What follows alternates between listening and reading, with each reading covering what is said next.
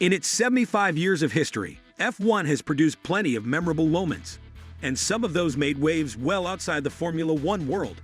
From huge crashes to manipulating race results and championship fights that went down to the last lap, F1 has had a bit of everything. Between the off-season rumor mill and the long 24-race calendar, F1 fans have plenty to talk about all year. But for those outside the fanbase, Formula One only makes it to the news every now and then. Let's remember the F1 moments that shocked the world and went well beyond the usual F1 fan base. Number 1. Senna and Ratzenberger's deaths. 1994 San Marino Grand Prix. The 1994 San Marino Grand Prix will always be remembered as one of the most tragic weekends in F1 history. It all started on Friday when Jordan rookie Rubens Barrichello suffered a terrifying 95G, 140 miles per hour crash on the approach to Variant Bassa. Barrichello was knocked unconscious, but somehow escaped with a broken nose and minor injuries. As it turned out, Barrichello's crash had been a grim warning. On Saturday, fellow rookie Roland Ratzenberger went off track and broke the front wing on his Simtek.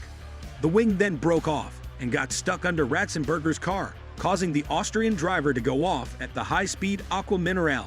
Ratzenberger hit the wall hard at over 195 miles per hour and bounced across the runoff area. The TV cameras caught a shocking picture of Ratzenberger lying motionless, resting his head against the side of the cockpit and with a visible bloodstain near his visor. The Austrian was taken to the hospital, where he was pronounced dead. On Sunday, 7 laps into the Grand Prix, race leader Ayrton Senna went off at Tamburello because of a steering failure. Senna's Williams crashed headfirst against a concrete wall at over 130 miles per hour. Just like in Ratzenberger's crash, the broadcast captured a shocking image of Senna motionless inside the cockpit. The 3-time champion was pronounced dead at the hospital a few hours later. In the span of 24 hours, F1 had seen its first fatal accidents in 12 years. Both had been broadcast live worldwide, and the series had lost one of its most popular drivers in Senna. Number 2. Jules Bianchi's death, 2014 Japanese Grand Prix. Following the tragic events at Imola, F1 went another 20 years without registering a single driver's death, despite some close calls. Modern cars were often lauded for their bulletproof safety, and another fatal accident looked highly unlikely to happen. But it all changed during the 2014 Japanese Grand Prix. Typhoon Fanfone had made landfall the night before the race, and the Grand Prix was held under torrential rain. On lap 42, Sauber's Adrian Sutil lost control at the uphill, high-speed Dunlop corner and got beached in the gravel. A lap later, Manor's Jules Bianchi ignored the double-waved yellows at the same corner, lost control of his car, and ran into the service vehicle that was removing Sutil's car. Bianchi's Manor slid under the tractor, and the French driver suffered a severe head injury. He was taken to the hospital and remained in a coma for 9 months. Bianchi passed away on July 17, 2015, making it F1's first fatal crash since 1994. The sport had lost one of its rising stars, and the world was reminded that even with all safety innovations, motorsport was still dangerous. Number 3. 2008 Singapore Grand Prix Crashgate. F1 has a long history of teams trying their best to cheat without getting caught, but no other team took it as far as Renault did during the 2008 Singapore Grand Prix. With the title fight between Lewis Hamilton and Felipe Massa closer than ever, all eyes were on the 2 championship contenders. So naturally, no one paid too much attention to Fernando Alonso pitting very early on in the race on lap 12. On lap 14, his teammate Nelson Piquet Jr. looped his car exiting turn 17 and crashed into the wall, prompting a safety car intervention. Since the F1 rulebook at the time didn't allow teams to pit under safety car, Alonso emerged as the virtual race leader, having already made his mandatory pit stop. The 2-time champion went on to win the race, which was also marked by a pit lane incident for Massa. At the time, Piquet's crash looked like a regular racing incident, which was corroborated by Renault boss Flavio Briatore's reaction to the accident. A year later, during the 2009 Belgian Grand Prix, allegations emerged that Piquet had crashed deliberately under Renault's order to force a safety car intervention and help Alonso. A video from the formation lap reinforced that theory as it showed Piquet spinning the car and seemingly rehearsing the crash. After an extensive investigation, the FIA found Renault, Flavio Briatore, and Pat Symonds guilty of race fixing. It turned out to be a massive blow for F1, as the sport was already dealing with the fallout from the 2008 financial crisis, and was also struggling with a decline in TV ratings. 16 years later, former F1 Supremo Bernie Ecclestone admitted that both him and Max Mosley, FIA's president at the time, had already learned about Renault's race-fixing scandal long before the investigation, and the race should have been voided as a result. Following Ecclestone's statement, Massa sued the FIA and F1 in an attempt to have himself recognized as the 2008 champion. Number 4. Romain Grosjean's fireball crash. 2020 Bahrain Grand Prix. In 2020, F1 was experiencing a surge in popularity. Thanks to the success of Netflix's Drive to Survive series, the sport had drawn in a new crowd of fans. And with the pandemic still raging on, the races had seen an increase in viewership. The 2020 Bahrain Grand Prix introduced the new fans to a more terrifying side of F1. On the first lap of the race, Romain Grosjean tried to line up a move on teammate Kevin Magnussen. The Frenchman cut across the straight without looking in his mirrors, and ended up clipping the front left corner of Daniel Kvyat's AlphaTauri. Grosjean was sent into the Armco barrier at high speed, and his Haas, with the fuel tank still full, burst into a huge fireball as soon as it hit the wall. The impact ripped Grosjean's car in two, and the cockpit got lodged into the barrier, with Grosjean still trapped inside. After a minute, the Frenchman managed to climb out of whatever was left of his Haas, sending a wave of relief across the world.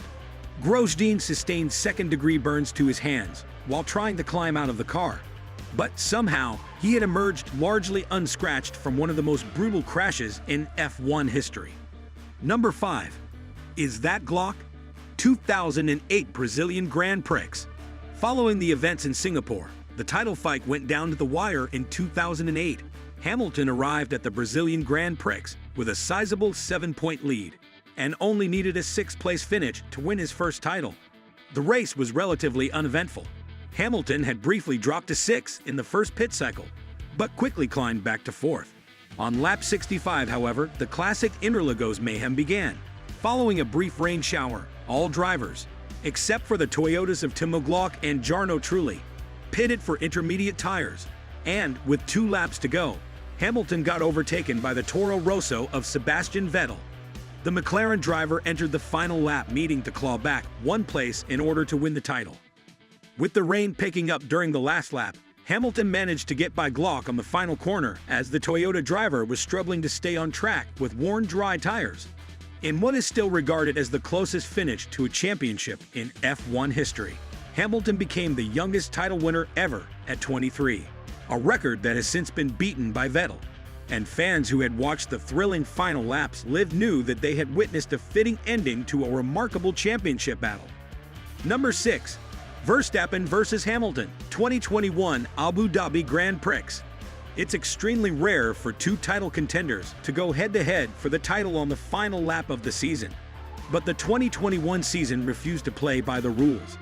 The intense, heated, and at times bitter rivalry between title contenders Max Verstappen and Lewis Hamilton did not lack dramatic moments. The pair deliberately collided on several occasions, went toe-to-toe for race wins, and arrived at the final round level on points. Verstappen struck first by claiming pole in qualifying. In the race, Hamilton had a better start and jumped to the lead. Red Bull managed to get Verstappen back into range with a heroic stint by Sergio Perez, who had managed to significantly delay Hamilton following the first pit stop. But the Dutchman was unable to find a way past his championship rival and looked set to fall just short of his first title. On lap 53, embattled Williams rookie Nicolas Latifi crashed between turns 13 and 14, bringing out a safety car. Hamilton and Mercedes decided to stay on track, while Verstappen and Red Bull pitted for a new set of tires. With 1 lap to go, race director Michael Massey controversially decided to only wave by the lapped cars, separating Hamilton and Verstappen, and the race went back to green soon after. Running on much fresher tires, and with no lap traffic ahead of him, Verstappen got by Hamilton into turn 5, successfully defended from the Brit into turns 6 and 9, and went on to secure his maiden championship.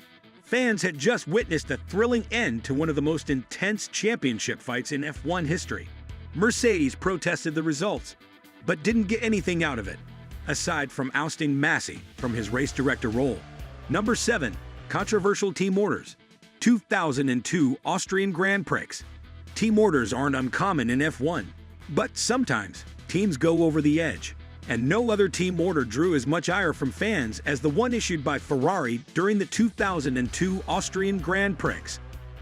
The Scuderia was enjoying a dominant run in 2002.